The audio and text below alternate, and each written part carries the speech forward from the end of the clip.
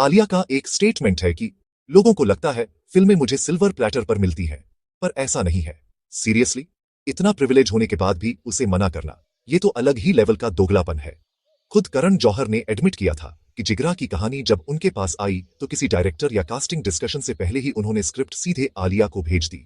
इसे ही तो कहते हैं सिल्वर प्लेटर। जहां आउटसाइडर्स सालों साल ऑडिशन के बीच पिसते रहते हैं, वहां आलिया को स्क्रिप्ट्स सीधे उनके बेड तक डिलीवर हो रही है। असल में प्रॉब्लम ये नहीं है कि वो प्रिविलेज्ड हैं, प्रॉब्लम ये है कि वो प्रिविलेज मानना नहीं चाहता है। ऐश्वर्या राय ने भी एक बार साफ बोला था कि आलिया में टैलेंट तो है, पर जो सपोर्ट और अपॉर्चुनिटी उन्हें करण जौहर से मिली है वो किसी भी आउटसाइडर के लिए इम्पॉसिबल है। आलिया का सेल्फ मेड दिखने की कोशिश बहुत फेक लगती है। आप इंडस्ट्री के सबसे पावरफुल सर्कल से कनेक्टेड हो, टॉप प्रोड्यूसर आपके लिए चीजें मैनिपुलेट कर रहा है और फिर आप कैमरे के सामने आकर स्ट्रगल की बातें करते हो। हम सबको पता है बिना उस सपोर्ट के आलिया आज वो मुकाम कभी हासिल नहीं कर पाती। लेकिन ये सिर्फ फिल्मों की बात नहीं है। अपनी सुपरस्टार इमेज बचाने के लिए आलिया सच्चाई को किस हद तक बदल सकते हैं, इसका सबूत भंसाली की एक फिल्म में छिपा है। इनका ये खुद का विक्टिम कार्ड खेलने वाला पैटर्न तब सबसे ज्यादा एक्सपोज हुआ जब संजय लीला भंसाली के साथ उनकी फिल्म इंशाल्लाह शेल्फ हुई थी। संजय लीला भंसाली एक इंटरव्यू में क्लियरली बोला था कि जब फिल्म कैंसिल हुई तो आलिया का इमोशनल ब्रेकडाउन हो गया था। वो फूट फूट कर रोई, खुद को कमरे में लॉक कर लिया और भंसाली को इतना गिल्ट फील हुआ कि उन्होंने गंगूबाई ऑफर कर दी। लेकिन 2024 में आलिया एक इंटरव्यू में बोलती है कि जब फिल्म शेल्फ हुई तो वो बिल्कुल चिल थी। संजय सर ने उसे बोला, जाओ कहीं बाहर से होकर आओ, और वो मस्त घूमने चली गई। वापस आई तो गंगूबाई मिल गई। अब अपनी सुपरस्टार इमेज को प्रोटेक्ट करने के लिए आलिया ये नैरेटिव सेट कर रही है कि इंशाल्लाह जैसी फिल्म के बंद होने से भी उन्हें कोई फर्क नहीं पहुंचा। ये पलटी साफ इशारा करती है कि आलिया अपनी इमेज के हिसाब से अपनी स्टोरी बदल लेती है। इमेज बचाने का ये खेल सिर्फ खुद तक सीमित नहीं है, आलिया ने तो रणबीर कपूर को भी एक महात्मा की तरह पेश करना शुरू कर दिया है। दोस्तों, अपने पार्टनर से प्यार करना, उन्हें सपोर्ट करना एक नॉर्मल चीज है, लेकिन जब आप फैक्चुअल रियलिटी को इग्नोर करके एक इंसान की इमेज को जबरदस्ती व्हाइट वॉश करने लगते हो, तब वो फोर्स्ड लगने लगता है। आलिया ने पिछले कुछ सालों में एक बहुत क्लियर नैरेटिव सेट करने की कोशिश की है कि रणबीर कपूर एक मंक है।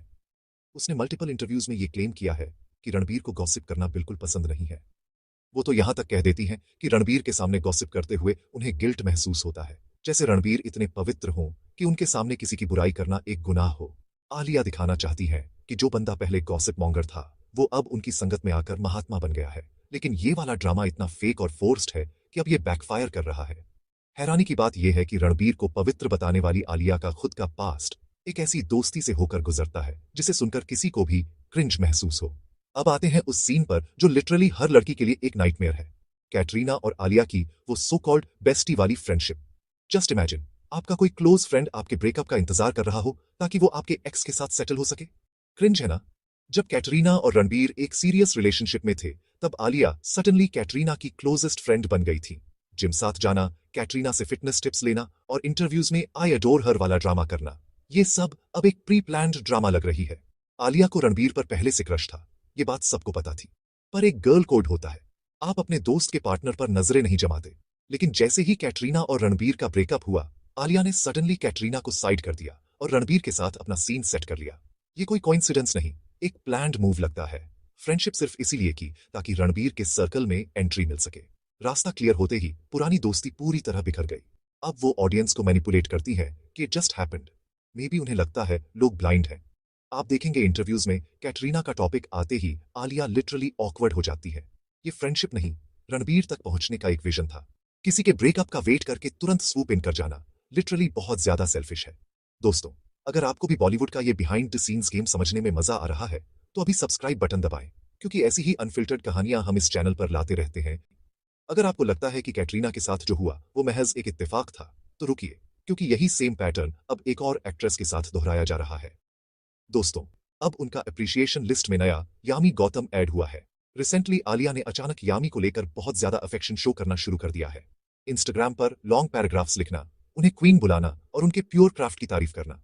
लेकिन यामी को इंडस्ट्री में 10 साल से ज्यादा हो चुके हैं, उन्होंने पहले भी अच्छे काम किया है, तो सडनली अभी ही ये प्यार क्यों? आलिया का ये जो अप्रिशिएशन वाला अंदाज है, ये कोई इत्तेफाक नहीं बल्कि पूरी तरह से स्ट्रेटेजिक है।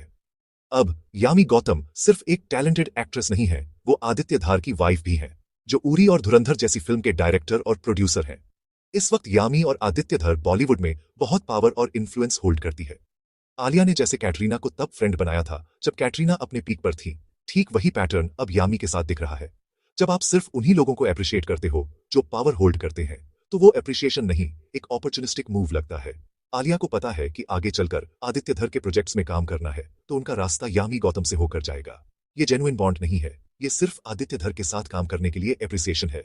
दोस्ती और काम के इन उलझे हुए रिश्तों के पीछे आलिया अकेली नहीं है। इसमें उनके पार्टनर रणबीर का वो सीक्रेट गेम भी शामिल है, जिसे वो दुनिया से छिपाते हैं। रणबीर का दावा है कि उनकी कोई पीआर टीम नहीं है।